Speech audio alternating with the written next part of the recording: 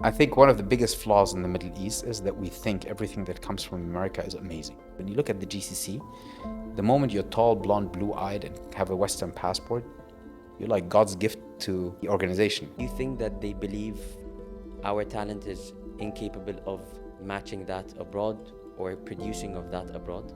If you just rewind 200 years from now, 200 years, we were the best, we were on top of the world, this region. 300 years, 400 years, 500 years back, 600, 700, 800, I can continue. We were ruling the world intellectually, ethically, literature-wise, everything, science-wise. We were ruling the world coming off this region. Why can't we do it? We can. The reason why we don't believe in this anymore is because we've been told, predominantly by media from outside, by movies from outside, by whatever you see coming from outside, that we're second-class citizens. That's what pissed me off when I was in Germany as a kid. You watch movies like Die Hard. I love the movies. But at the end of the day, subconsciously, they tell our children that we're the terrorists, we're the bad people. And there is a hero flying out of Midwest America coming to save the world against us. And we're always depicted as the ugly, aggressive guys, right? This needs to change. We need to change the narrative. The Middle East consumes while the West continues to create.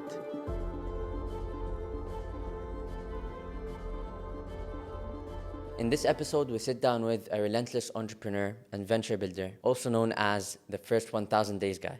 Someone that has built and exited a company to Souk.com in 2012, scaled an online travel platform to nearly $1 billion in sales within just 3 years, and then went on to create what has now become one of MENA's largest B2B marketplaces, Tradeling.com. Today's podcast goes way beyond business. We delve into the deep-rooted challenges that exist within the region and some of the problems that are really holding us back. I've sat down and tried to research this for a very long time.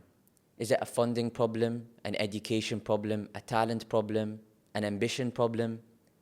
And I couldn't quite find the answer. In this conversation, we uncover what's really standing in the way of the Middle East becoming a global hub for successful tech entrepreneurs. I hope you enjoy. Before we even delve into the podcast and the main topic, we have to address the nickname. So I heard they call you the first 1000 days guy. Indeed. What's the story behind that? You can look at it from two different angles. Angle number one is I'm really good in the first 1,000 days of a company, creating a business. The other angle is I really suck at the second. No, but I think I enjoy most starting things from scratch, assembling teams up front that really sit in this machinery room and set up things. Once the company has scaled to a certain level, I tend to believe that I personally don't make that huge difference, and I'm pretty much driven by unique impact. So if I get a feeling that someone else can do the job better than I can, then I usually step to the side or step out. Obviously, this requires that you set up the team in a way that they could take over. And I always try to make that happen after 6 months. So I always say I'm redundant after 6 months myself. Only after 6 months? Yeah, I need to have a team in place that is so strong that I could literally pass away and they could take over. Interesting. So just a bit about your story. I know you worked at McKinsey for about 6 years. And then after that, you left one of the most structured corporate environments and then decided to enter the tech startup world, which is the complete opposite. I mean, it's hectic, it's unstable, unorganized, unstructured. So I'm curious why you made that jump. I think it's about passion. At the end of the day, everything I've done in my life, my personal life as well as my professional life, was about passion. Okay. I was born and raised in Germany as an Arab, as a foreigner, as a Muslim. I always had this passion for the Arab world and to develop the Arab world into some leadership position, because there's nothing coming out of this region that leads the world, apart from, let's say, one or two airlines. And I always had this passion to build something that we can carry out to the world, and that's entrepreneurship at the end of the day, right? And I never tend to look at chaos or the critical aspects of it, the difficulties. It's an opportunity, and it really came as a coincidence, so I didn't plan it. How did it come by?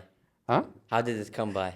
Interesting. Like I was on a project in McKinsey, and somehow I felt sick.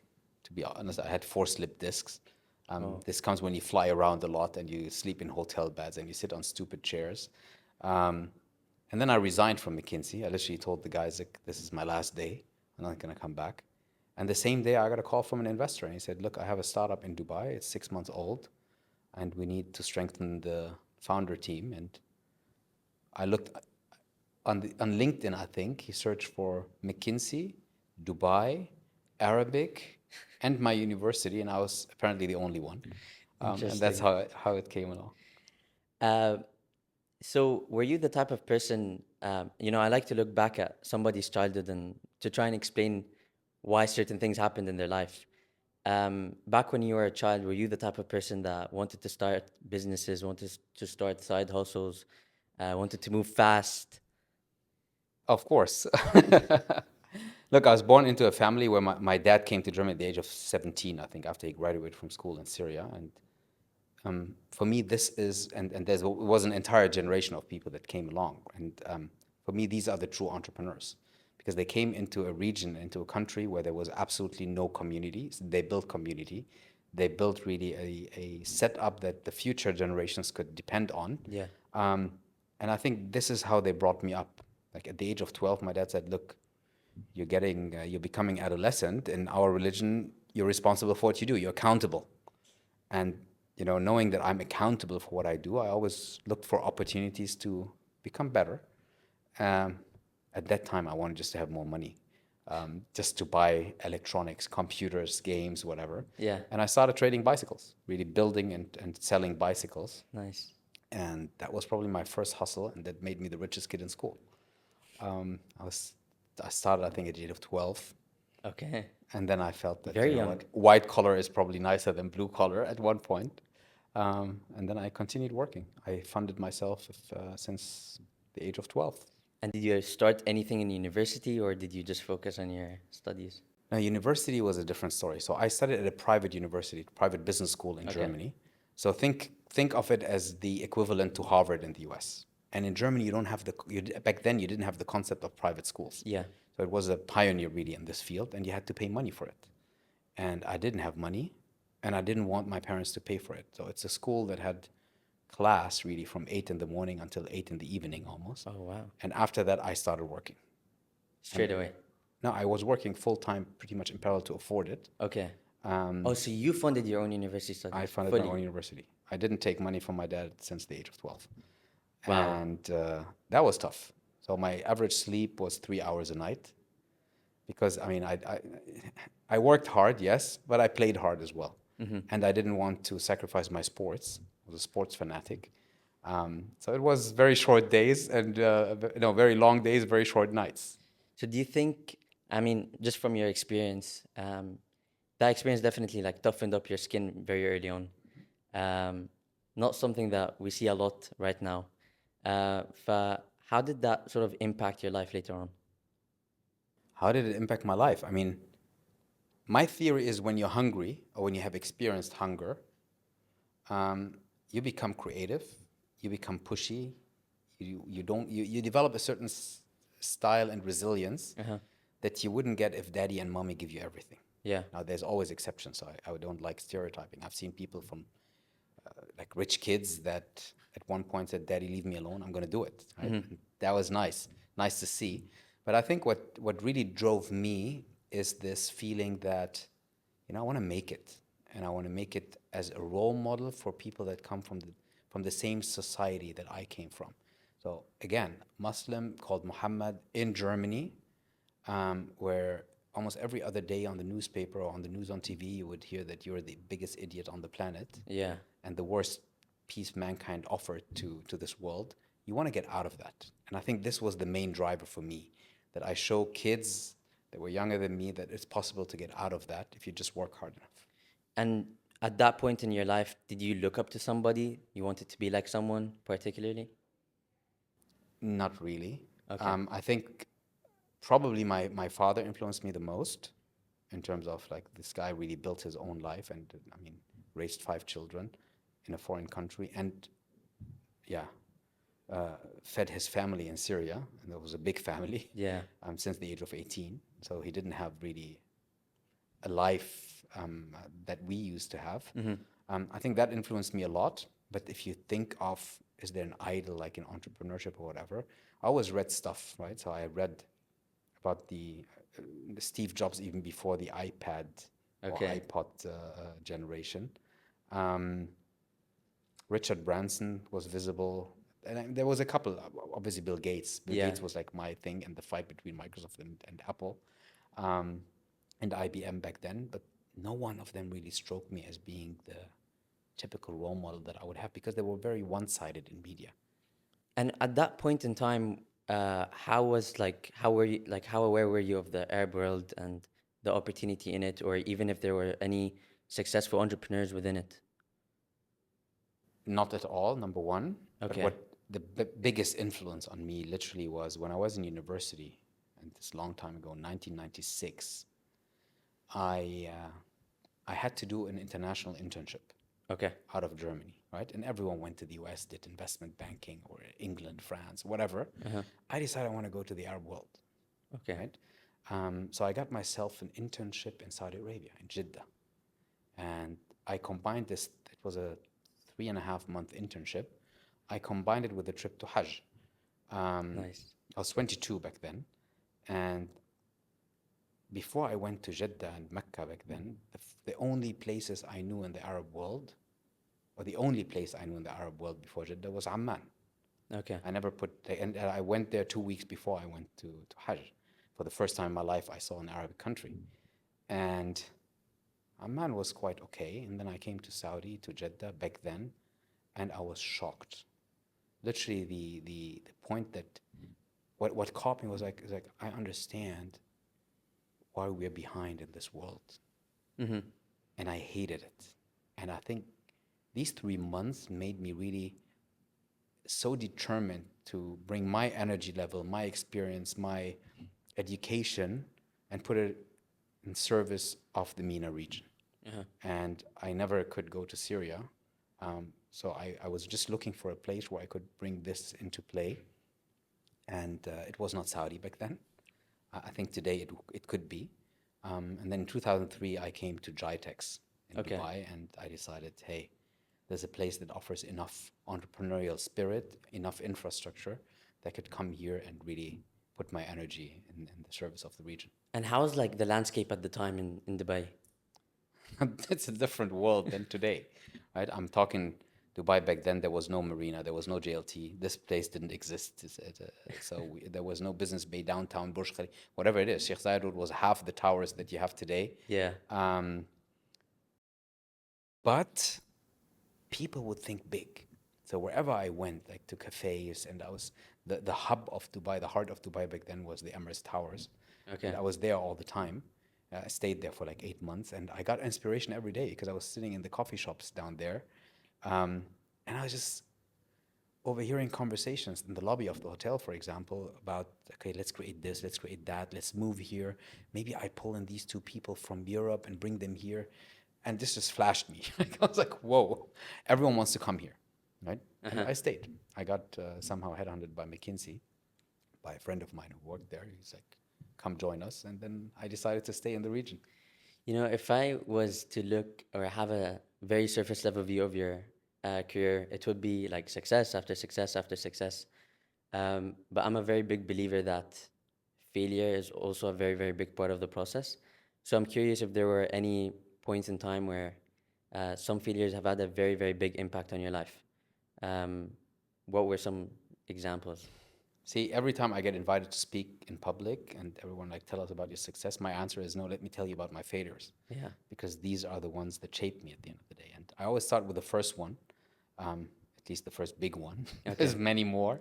The first big one was, the largest startup founder in Europe, I would say, is Oliver Zamva, the Rocket Internet founder, if you know Rocket Internet. Yes. So the guys behind Namshi and all these guys. So he was so I studied with him and graduated with him. Oh. Yeah. And so after school, after we graduated, I think 2-3 months later, he called me. He came back from Silicon Valley, and he called me early in the morning on a weekend. He's like, Mo, listen, I'm going to create online auctions in Germany. We're talking 1999. And my answer to him was, dude, you're so stupid. Go take the job that you signed for. You will never make money with this. Okay. So failure number one, I didn't recognize an opportunity. I didn't understand the vision because I was looking at the status quo. I thought this is it. This is the best mankind can do, right? I didn't even look at Silicon Valley, where a company like eBay was already big. Okay. So I was very limited in my view. So I was in my microcosm and I was limiting myself to it. I think that's the biggest failure because I could have joined forces with him. I could have like jumped earlier into the startup field, et cetera, et cetera. I didn't see that. I think that was the biggest failure. Second biggest failure is when he called me about 5-6 months later and told me that he just sold the company for 60 million or something. Okay. I remembered the sentence that I had told him, and I was like, damn. I resigned literally for my first job that I had after uni and started writing business plans, copycat of models that I saw in the United States and wanted to roll them out in Europe. I got it funded. I assembled a team, and I started a really amazing business. The only problem with the business was that the business model didn't work. Okay. What was the business? The business model was a reverse auction marketplace for buying plastics. In ordinary English, it's called plastics. Okay. And problem is that there's very few plastic suppliers in the world, and everyone knows them. So when you want to create a reverse auction for a product that only has 2 suppliers worldwide, it doesn't work, you know. And we were 4 kids between 25 and 30 years of age, and we did it. And you know, we raised funding first time, second time, third time. We went to a bankruptcy, got up again, like all this stuff, like the whole thing, until September 11. We had money, and then we shut down the company and gave the money back to our investors. But that was something where I was like, okay, after that, I'm like, I'm never going to start a business model without asking 1,000 people what they think of the business model. Because everyone you ask that sees you as a person and your energy level as a founder said, hey, amazing team, amazing thing, yes, get started. And we were too shy to pivot, even when we had the instinct. And you're not stupid, right? So you had an instinct that, maybe it doesn't work, but we continued on the same path. Right? Okay. And we were 4 founders, but it was largely my fault because I was probably the highest energy person of the founders group. And I was pushing so hard because I was also in charge of sales and marketing. Okay. Rather than stepping out and saying, oh, this is rubbish. Like, what is this? Second, I can continue. Like the biggest failures though that I have done in my life were trusting the wrong people. And while trusting or believing too much in a person that was not good, harming the rest of the team by sticking to a certain leader in my leadership team that was not good enough in terms of personality. That was probably the biggest failure in my life. Very interesting.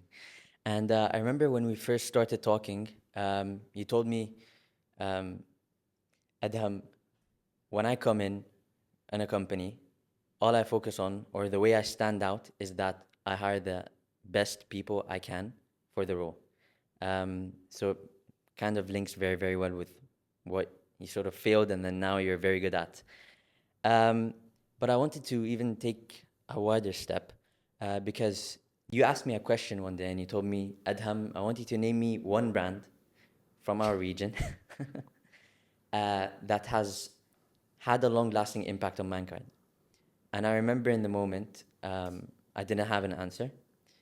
Not necessarily because there aren't any great companies, but because I couldn't comprehend the amount of US and European brands that have just become dominant in my life.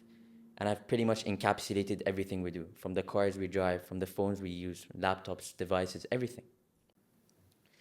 So that's my answer to the question. I'm curious to know yours.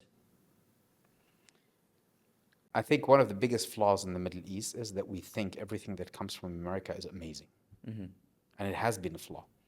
And it still is. Like when I look at the way senior positions are filled, particularly in the GCC, I think Egypt is different.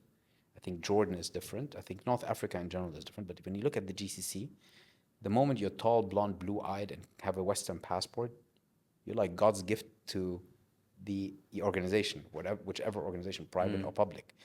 And I think this is part of a larger scheme, larger inferiority complex we have developed over the last, I would say, 5 to 7 decades. That needs to stop. But it has a much In order for it to stop, I think there's a much bigger thing that we need to look at, and it's not easy. One of the things is, and I'm diverting a little bit from your question, but No worries. please allow me. One of the things that I've been preaching for the last probably 20 years since I've been here is, again, that's my second question. My first question is always name a brand, but the second question that I ask immediately thereafter is, give me one university in the Middle East that ranks globally in the Financial Times or The Economist or whatever popular ranking. One. That is not a satellite-based. Yeah, forget NYU Abu Dhabi. It's an amazing place, but it's not a Middle Eastern university. There is none. Now, follow on with the question, now name professors in Harvard, Yale, Stanford, Oxford, Cambridge, whatever you want, that have Arabic or Muslim roots. Many. You will find so many that have shaped our lives fundamentally. When you look at the guys, when you look at just Apple silicon processors, there's Lebanese people behind it, Egyptian people behind it, Iranian people behind it. There's so many people that are shaping how we live today and what we consume today that for whatever reason have chosen to spend their lives in an environment far away from home. And let me tell you that, even I was born in Germany, I don't feel like it's my home anymore. Right? Yes, it's my home country to a certain degree, but I don't know, my heart is here. And this is the UAE, this is not Syria, right? But still, Yeah. my heart is in this region. And I'm pretty sure, and I talk to many of those people, and their heart is here as well. But they say, I don't get the infrastructure and the support that I would get. For one reason, because if Michael comes here, Michael Smith comes here, Okay. says, I want to do research, he would probably get more support than if some Ahmed Mahmoud Mitwalli would come here. You know what I mean? And I think this needs to change fundamentally. And we have now, and I think it has started changing the last 2-3 years to a certain level. And I'm very positive that this will continue. But unless we have a leading university, and in whatever new model the university will operate in the future, there's a lot of shift in education using technology. But whatever happens in the next 5 to 10 years will shape whether someone will ask the questions that I ask 20, 30 years from now, will have a better answer than I have. And I see some indicators that are positive. Very interesting. Do you think it's part of it is an ambition problem? Maybe people here are not as ambitious? We go to Mars, right? We have Mars projects. We have an LLM that is being developed in Abu Dhabi that is world class, that has beaten Llama in terms of performance, right? So we can take on other people if we just put our wealth that we have here, specifically in the GCC, into edtech, into research, into like EV, for example, technology. And I think, as I said, like I see indicators that we're moving into this direction. Now what we need to do is we need to push native Arabs to come and contribute to that much more than we have done in the past 20, 30 years. I mean, one thing I like to talk about is the, you know how when they measure the development of countries, they look at like the doctors per 1,000 people or this per 1,000 people. Maybe this is a bit controversial, but if you were to take a different spin and ask yourself, coders, engineers per 1,000 people, people working on technology specifically, you'll find that the US pretty much attracts the majority of people. And what I don't understand is that here we have the capital to give good salaries, we have the resources, and I believe we also have the infrastructure, right, with global partnerships put in place. We have the right leadership. What's missing? This is what I don't get. What's missing? It's a very good question. I don't have the answer. Look, what I've seen specifically in UAE and nowadays in Saudi as well is once there's a determination to dominate in a field, there's enough resources plugged behind it. Right? Okay. I think what has been missing in the past, and it's adjusting slowly, is to adopt a long-term perspective rather than short-term success perspective. Short-term success is knowledge transfer by someone who's done it before over a period of 3 to 5 years. check, it's done, and then this person, if it's a Western expert, will leave, Yeah. right? Now, I don't know what the answer is, but the way, for example, I would envision building an educational platform that is world class would be for me to really headhunt the top 50 academic persons that have Arabic roots worldwide, offer them research facilities that are equal to none in the world, offer them a salary that is higher than anywhere in the world, let them come here, incentivize them by giving them, let's say, 5 to 10 million extra bonus, timed at 5 years and 10 years, so long term. And this is linked to the amount of research they produce, the amount of PhD graduates they produce, and the amount of impact measured by these two KPIs at the end of the day. So when you manage to create research here that is impactful in the world and create people that can continue on this research, then we've had the long-term impact that we need. Because if you look at any startup hub in the world, be it Toronto for AI, be it San Francisco, be it Boston, for example, be it Germany, if you take Aachen, one of the biggest deep tech like hubs in the world, there is absolutely no successful startup hub that is not created next to research, period, right? It's Okay. always a symbiosis between research facilities, industry, so the old school industries, and the like provocative, innovative people that are crazy enough to build something out of the box. You don't have it here. Yeah, you're right. And I think also what part of the problem, just to put it into context, OpenAI, the makers of ChatGPT, just raised their largest round, which was like $6.6 billion, with contribution from investors in the region. And just to put that into perspective, and last year, in 2023, startups in the entire region, Middle East and North Africa, raised just shy of $4 billion. That means that OpenAI, one company based out of the US, raised more than all companies last year in the region. And part of that process was also led by people from our region. Do you think that they believe our talent is incapable of matching that abroad or producing of that abroad? Like one of the smartest persons worldwide in the field of AI, natural language processing, is a Syrian guy from Germany who migrated to the United States, right? And I can name many, many examples like that. There's an Egyptian guy that I know, a Jordanian guy that I know, that are top CEOs of top companies, had hundreds of $1 million exits. So there are people that are capable coming out of this region. Now, first of all, I would never invest in OpenAI, but that's my personal opinion because I don't believe that this is a good company in the sense of good to mankind. I think they're pushing the bar, but for something that I don't buy into, that I don't subscribe into. I think the solution for, without going into the details why people invested, they invest because they want to make money, right? I think what I look for is investment not only to make money, but investment to develop us here. Like if you look at the history of Silicon Valley, it all started with a couple of people who made money and they put it back into the ecosystem. What we're doing here, we're making oil money, gas money, sending it to other ecosystems, plugging a little bit into this ecosystem, plugging much more into other ecosystems. And then when you have an exit here as a founder, you usually are an expat. The big exits are done by expats. The money is sent somewhere else. It doesn't flow back into the ecosystem. There's very, very few people. Yeah, you have the Kareem Mafia and whatever they call it. They plug in a little bit of startup money back into the ecosystem, but we don't have the philosophy, like 2-3 key factors of success of startup hubs. One of them is education. The other is the mentality of give first.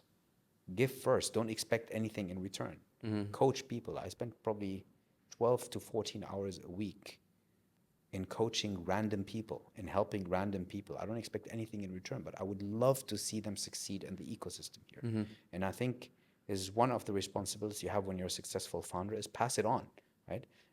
The other thing that we need to do is, again, plug enough angel money and institutional money and a government framework that supports that into the ecosystem. And again, you mentioned just the OpenAI case. I mean, the money, the invested money into startups in Israel alone, we're talking about an 8 million population, is, I don't know what factor X higher than the, I think 10 or 12x higher than the entire Middle Eastern investment, year on year for the last, I don't know how many years. That should make us think, right? Yeah. It should make us think because we have much, much more money. If you just take the 5 largest, 6 largest sovereign wealth funds here, and if they just took 1% of what they invest and plugged it into the ecosystem here, without insisting on having a local Saudi or a local Emirati or a local whatever run it, but have someone that is globally experienced in running funds like that do it, I think then we will make a difference in society. And you brought up a very interesting point. Like earlier, you said the consumer side, we always believe that imported goods and services are better than those locally produced. But I think It's true, by the way. They yeah, are yeah, better. it is true. And I think No, they are better. Fact. Yeah, 90% of the cases, their quality is 10 times higher. And that pisses me off. Excuse Yeah. my French. But when I get diapers produced in Europe versus diapers produced in Saudi with the same brand, the diapers of Europe are 10,000 times better. As simple as that. but as the producer, like from the producer's perspective, somebody who's looking, for example, let's say to compete with OpenAI and coming out from the region, and let's say he even has the funding, when you're competing in the consumer market, you're always competing to be second place. You know that you won't be first place Why? because of how Tell me consumers why. think. Tell me why. That's my question. I mean, How did it become Apple the most sought after brand in the world? There was an IBM, for example. There was a Microsoft. Why does no one pay a premium for Microsoft Surface, but they pay a premium for an iPad or a MacBook? Why? They started telling a story and building a brand, and they didn't compromise on quality no matter what. Why can't we do it here? yeah. We can. The answer is we can. Hell, we can, yes. If we get those people who have done this abroad and bring them back here, for instance. If our ambition is not to be second best, our ambition should be to be the best, period. If you just rewind 200 years from now, 200 years, we were the best, we were on top of the world, this region. 300 years, 400 years, 500 years back, 600, 700, 800, I can continue. We were ruling the world intellectually, ethically, literature-wise, everything, science-wise. We were ruling the world coming off this region. Why can't we do it? We can. We can. The reason why we don't believe in this anymore is because we've been told, predominantly by media from outside, by movies from outside, by whatever you see coming from outside, that we're second-class citizens. That's what pissed me off when I was in Germany as a kid. You watch movies like Die Hard. I love the movies. But at the end of the day, subconsciously, they tell our children that we're the terrorists, we're the bad people. And there is a hero flying out of Midwest America coming to save the world against us. And we're always depicted as the ugly, aggressive guys, right? This needs to change. We need to change the narrative. And I think the narrative can only be changed if we're bold enough, if we take on the big guys. Tesla, take Tesla as an example. I don't like Tesla. I don't like Elon Musk. But this guy came and said, Porsche, Mercedes, BMW, Audi, whatever the names are, I'm going to take you on. And he did. Do you think he's better and more resourceful than anybody here? More ethical? More whatever? You can put any adjective. I don't think so. I think the guy is phenomenal when it comes to entrepreneurial power and ambition. But I don't think it's impossible to find someone similar in the region. I think you can. But when this guy goes out to his old PayPal crowd and says, listen, I want $100 billion to do this, they will say, yeah, hell yeah. When you do that here with something that is a product coming out of here, with founders coming from here, and you say, listen, I want to raise 10 million, they say, well, معلش, I give you 10,000, and then let's see where you end up. At scale, there's always exceptions, right? But like people here tell me so often, no, if you get a lead investor from outside, then we will follow. It's always the answer Always that you get second. in the VCs. Always They I want to follow be on. second. Get a lead investor from outside. And then they go and they plug their money as LPs somewhere into a fund outside. This is what needs to change fundamentally. Wow. Breaks my heart, actually, every time I hear it. Yeah. Every single time I hear it. I think the leadership time of the West is over. You can witness it on so many dimensions. But still, on the venture side, they're able to attract the best Indians to come to the US, the best Arabs to come to the US, the best Chinese to come to the US. It's not that they overpay there. They attract them because they have the overall ecosystem is very functional. Right? The exits of companies are still functioning. The overhyping of businesses that are not even world-class businesses works. Yeah. Whereas here we hold our entrepreneurs back very often. I know of an entrepreneur who's building a great system in the prop tech space who's been struggling to find an investor for 10 years or 5 years. The platform is great, his energy level is great, his experience is from the West, and came here, brought it back here, assembled great things, teams, traction, but invest, maybe we should wait for some external to invest. But you made it. You were able to create impact within the region. Yeah. I mean, it's undeniable. I know you don't like to talk about it, but it is true. You were undeniably a local success story. And you've had a lot of influence on a lot of people. So if there was one piece of advice you'd give to your child, somebody who's still young, still doesn't know much about the world, still can create a lot of things, what would it be?